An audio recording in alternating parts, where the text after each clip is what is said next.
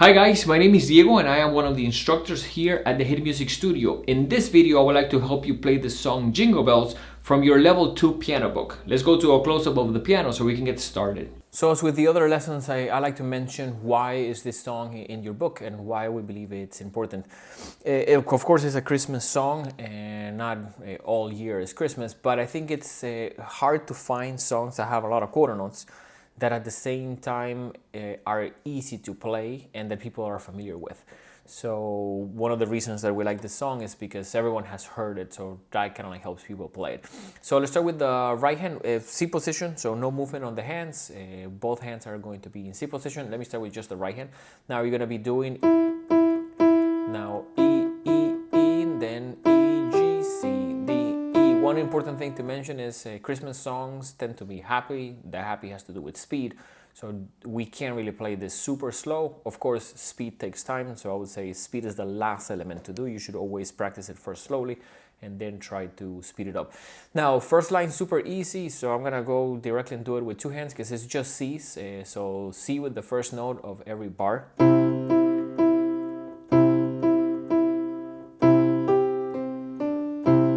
Now, on the second line is where I start seeing, I guess, a lot of issues with students. So let's start with just the right hand. The right hand, one of the things that we like is that you're playing pretty much across the bar line. You're doing 5 Fs. So it sounds like this. F, F, F, F, F, E, E, E, E, D, D, E, D, G. Now, one of the reasons that we like this song is because you have to start counting notes. Now, a lot of people have heard it and they try to almost do this type of thing. That's not what's written, so what you have on your paper is quarter notes, and I think for the practice and for what we're trying to do with the lesson, it's important that you learn to play things the way that they are in a paper. I can tell you this from my career.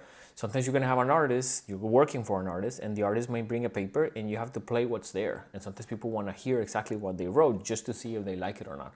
So while you have maybe heard it differently, that doesn't mean that you should, as a musician, in this stage of your development, just change papers because you think it sounds cooler X, Y, and Z. You know, I think it's important to play it first the way that it's on the paper and then try to change it. So one more time, it's 5 Fs, important to count them, and then 4 Es. And it sounds like this: 1, 2, 3, 4, 5, 1, 2, 3, 4. Now when we start playing that with two hands, it's going to be F with the first group of 4, then F and C, then D and E. So super important in this song and with this lesson to really take your time to play those notes correctly and evenly. So I would go just maybe like a little section, the Fs together, then here F and C, maybe repeat that again,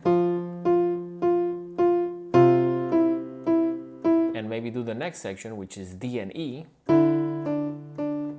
and G, and another G on the right hand. So this line, I believe it's a line that I see a lot of people just changing it, changing the amount of Fs, changing the amount of Es. And as a musician, I think what we like about the lesson is to play it and to have the challenge of, okay, it's 5 Fs, it's not 4, they're steady. So again, I'll do that with, I guess, somewhat of a beat, so you guys get a reference of the second line. So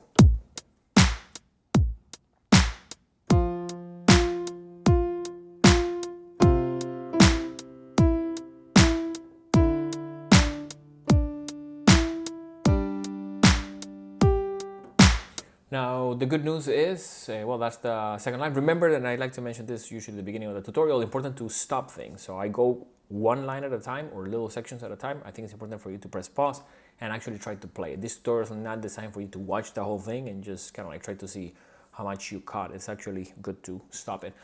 So third line, good news, exactly the same as the first line. So same thing, you know, and I'll play it a little bit fast just to get it out of the way.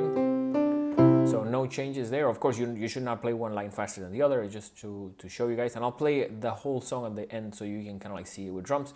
So the last line is this. It's similar than the second one at the beginning, but here it changes. So G, G, F, D, C. And now I can tell you the last two measures are the hardest. That's where we see a lot of like students struggling. So a couple of tips. First, I would practice the last two lines by themselves and cycle them. So repeat them. So I will do this. Practice that multiple times. G, G, F, D, C. I'm playing the last little chunk, the last two bars, just right hand. G, G, F, D, C. Make sure that your fingers get used to, because I think probably before you're doing a lot of like G, F, E, D, C, and now we're kind of like skipping a couple notes. The next step, I will play the last two measures with two hands, slowly. Now, a couple of fairly new challenges there. You're playing contrary motion. Your left hand is going this way and your right hand is going that way. So that may give you a little bit of a challenge. And at the same time, you're playing three keys when you finish. So again. And my suggestion is do this 10, 20, 30 times until like your fingers truly get how it goes. And then try to stitch it with the beginning of line 4, which is like this.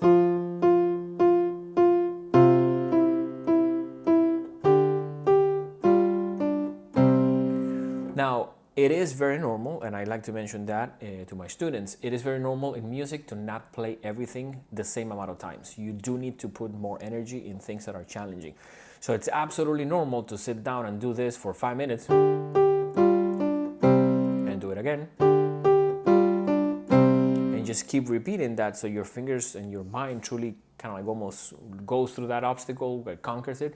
And then the easy parts, you don't probably have to play them a lot because, the majority of people don't really struggle with them. So let me put it here kind of like somewhat mid-tempo and play the whole thing so you guys can see it as a reference. And remember that in this channel we have a play-along audio, so you guys can practice playing this song with music that was recorded without my part. So that way you can be almost the one driving. So let's check it out with drums. So it sounds...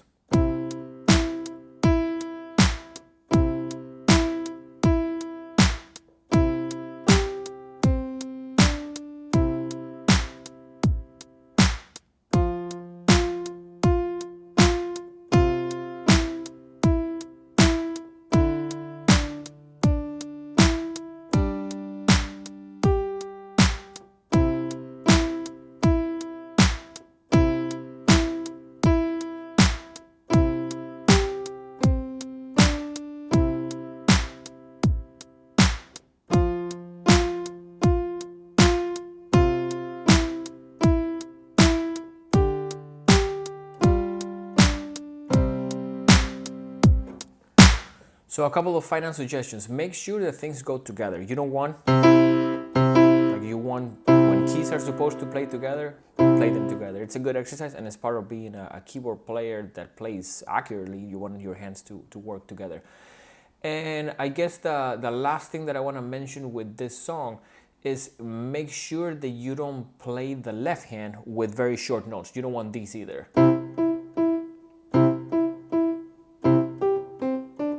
I think when you play left hand with very short notes, it tends to sound weak. So those notes are whole notes. You're supposed to hold it down and hold it down until the next time you play. So none of the notes on this song on the left hand are short. So important to keep that in mind. So that concludes the tutorial. We hope it was easy to follow along. Remember that we have two YouTube channels. One, which is this one, with content that is in your level book, and another one which has song tutorials and videos with tips and techniques to get you guys to play music the fastest and the easiest way possible. So remember, you should subscribe to both of them. We hope to see you guys soon. Take care.